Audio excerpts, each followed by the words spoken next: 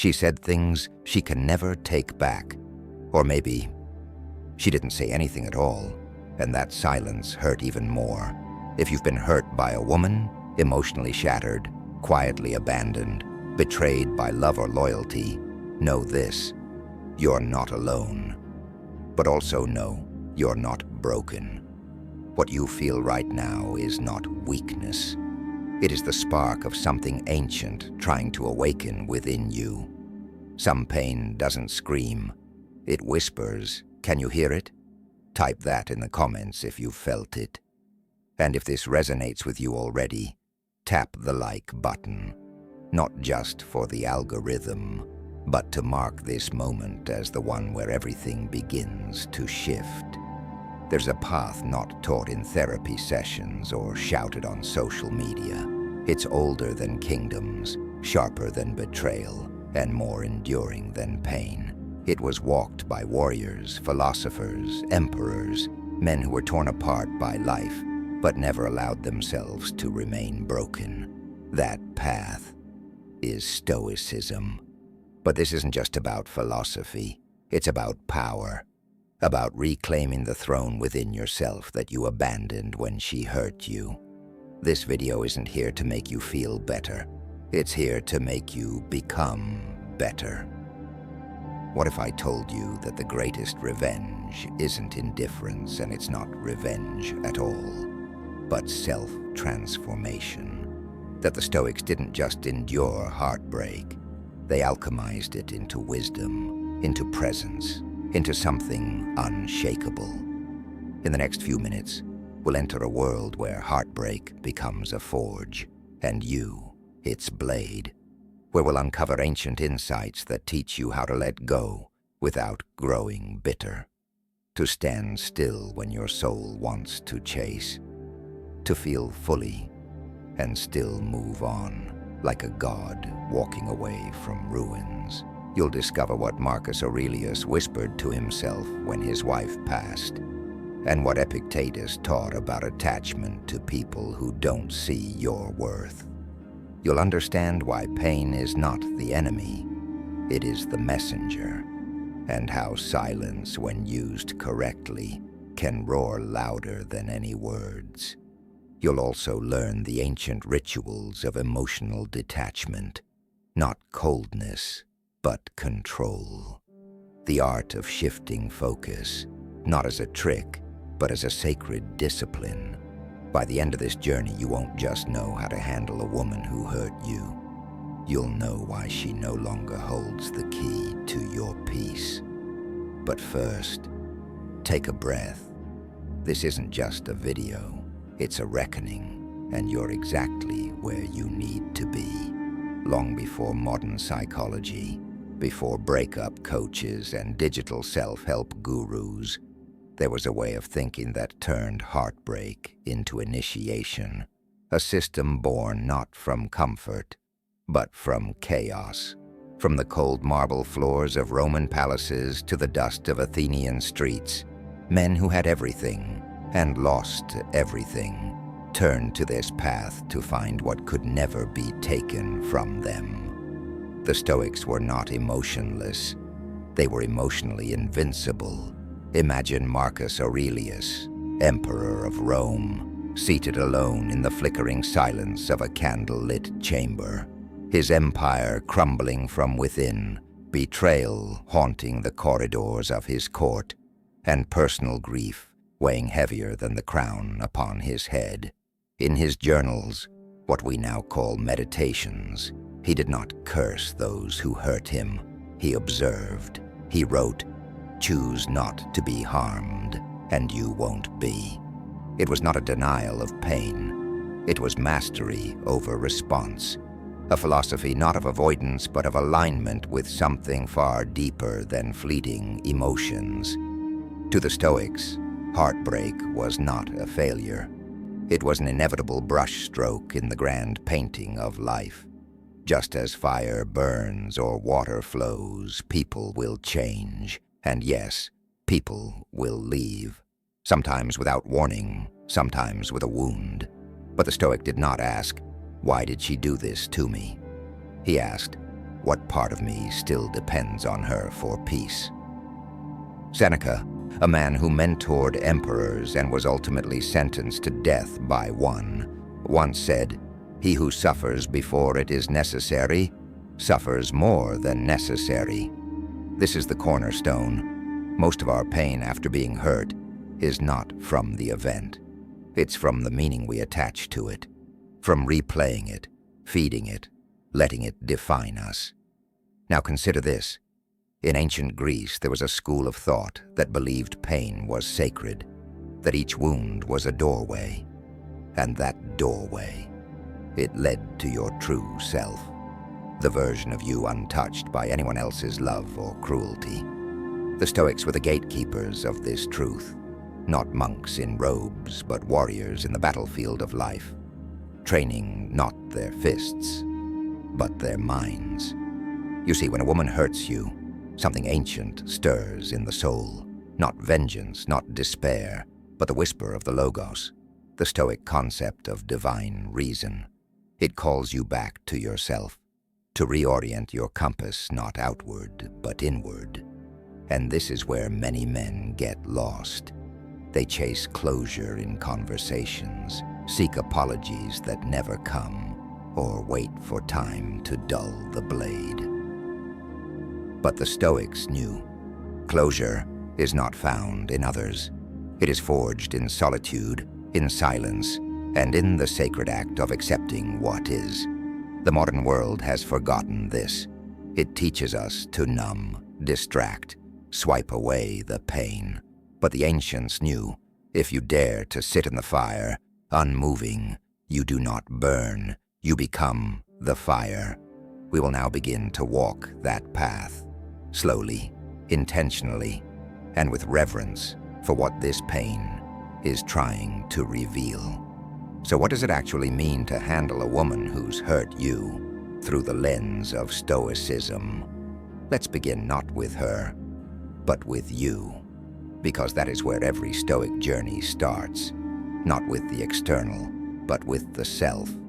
When Epictetus, born a slave and later a revered teacher, was asked how to deal with loss, he said, "Never say of anything, 'I have lost it,' but say, 'I have given it back.'" A radical thought, isn't it? That nothing truly belongs to us. Not possessions, not titles, not even love. To the modern heart, that sounds cold. But to the trained soul, it is freedom. Imagine you're holding a bird, beautiful, wild, and free. It chooses to rest in your hand, to sing for you, must even love you, but it is not yours. And if it flies away, yes, there is sadness, but it was never a possession. It was a gift, a moment, a teacher. This is the Stoic truth. We don't grieve because we lost something. We grieve because we thought we owned it. Now pause. Ask yourself, what was I truly attached to? Was it her presence, or the version of myself I only allowed to exist when she was around? You see, heartbreak often reveals how deeply we've outsourced our identity. But the Stoic does not depend on others for wholeness. He reclaims himself from the ruins. And what about anger? Resentment? That venomous need to be seen, to be understood, to be right? Seneca warned us, anger is temporary madness. It consumes more of the vessel than the target. You don't need her to know she was wrong. You need to know you're no longer imprisoned by needing her acknowledgement. This isn't about becoming numb. It's about becoming sacred. A man who feels everything, but is mastered by nothing. Let's explore the metaphor of the inner citadel, a concept Marcus Aurelius meditated on frequently. He believed that within every man is a fortress, a space no event, no betrayal, no heartbreak can ever breach, but most never build it. They live in emotional tents, blown away by every storm. One cruel sentence, one ignored message, and they collapse. But you, if you choose, can start building that citadel, brick by brick. With each breath, each moment of restraint, Each act of self-discipline, you strengthen the walls. Think of heartbreak like winter, harsh, unforgiving, but essential. It forces the tree to drop its leaves, to turn inward, to rest. But underneath, roots grow deeper, stronger. So when spring returns, it rises taller than before. This pain is not punishment. It is preparation. As we continue, I'll show you how to finish what the Stoics began. How to not only understand these truths, but to live them. To rise from the ashes not as who you were, but as who you were meant to be. Let us now descend into the deeper waters, where truth is darker, but more luminous. Because here's the paradox. The Stoic man doesn't just move on, he transcends. He doesn't erase memories, he reclaims their meaning. Many ask, but how can I stop feeling this pain? How do I forget her? That is the wrong question. The Stoics didn't aim to forget. They aimed to see clearly, to strip illusions from reality until what remained was truth. Pure and untouchable. And here's the truth. She hurt you, but she was only the arrow. The wound already existed. Maybe it came from childhood, from past rejection, from never learning to be whole on your own. She simply revealed it. She activated the pain, but she didn't create it. The Stoics taught that suffering is often not the event itself, but our interpretation of the event. Epictetus said, "It is not things that disturb us, but our opinions about them." So then, what opinion are you clinging to? That you are wronged, abandoned, unworthy? What if none of those were true? What if she didn't hurt you out of cruelty, but out of her own brokenness? What if this wasn't about your worth, but about her inability to see it? A Stoic man does not dwell on why the storm came. He studies how to stand firm in the rain. So let us speak now of detachment, not avoidance, not cold-heartedness, but sacred space. The ancient Stoics practiced premeditatio malorum, the contemplation of potential misfortunes. They would imagine loss before it occurred, not to invite misery, but to inoculate the soul, to prepare it. So here's the practice. Each morning, imagine her gone. Imagine no apology ever comes. Imagine the closure you crave never arrives. Can you still rise? Can you still give thanks for the lessons she brought?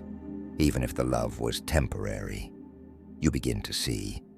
Freedom isn't in forgetting her. It's in realizing you don't need her to heal. And then comes the silence, the sacred silence. This is not the silence of waiting for her text. This is not the silence of numbness or repression. This is chosen silence, a vow, a temple. You go inward, you cut the noise, you return to the rhythm of your breath. You speak to no one, not out of punishment, but reverence, because you are in the midst of transformation, and like all sacred rites, it requires solitude. Most will never do this. They'll chase rebound affection, fill the void with distractions, scream into the digital void for validation. But you will walk through fire and emerge untouched. There's a phrase the Stoics lived by, amor fati, love of fate, love not just of pleasure, but of pain, love of what is. So let this hurt not be your enemy. Let it be your ally. Let it shape your new discipline. Let it sharpen your eyes, strengthen your grip, steady your voice. Because the man you are becoming, he's not trying to get over her. He's building a life so full, so grounded, so elevated, she becomes a mere chapter in a sacred book. Know how we move from the realm of understanding into the realm of action. Because Stoicism was never just theory, it was practice, it was lived. So how do you, a man wounded by love, begin to rise in truth? You begin by reclaiming the three pillars the Stoics held sacred: perception, discipline, and will.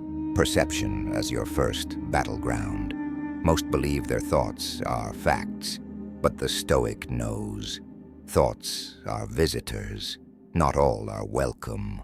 When she hurt you, your mind might have said, "I'm not good enough," or "I'll never trust again."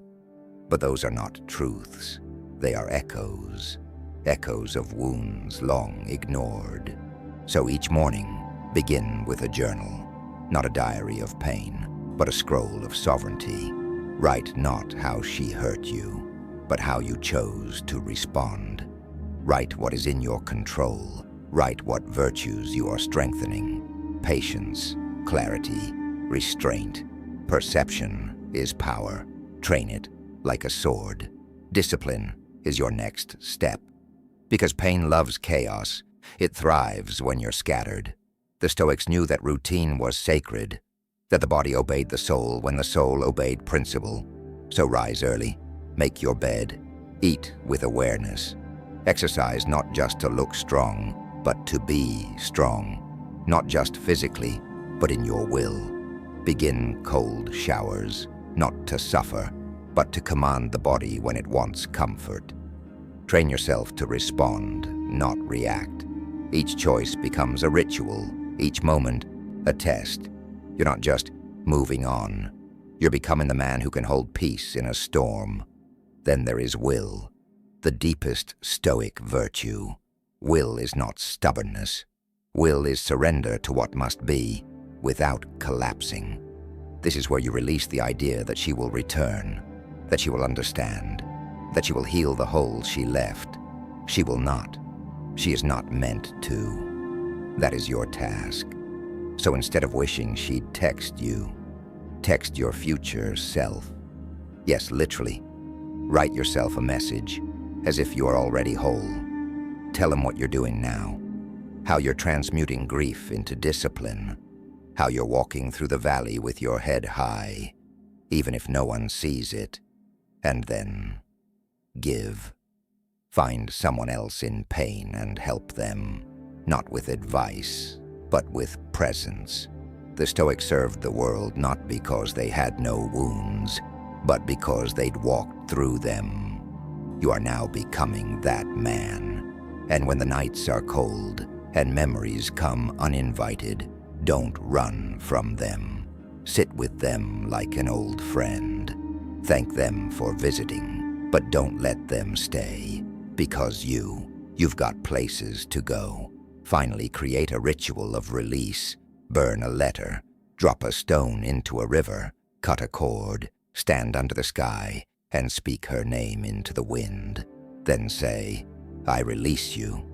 You don't need a ceremony, but your soul needs a moment to declare, "I am no longer chained to what wounded me. I am married now to my own becoming." This is the Stoic way.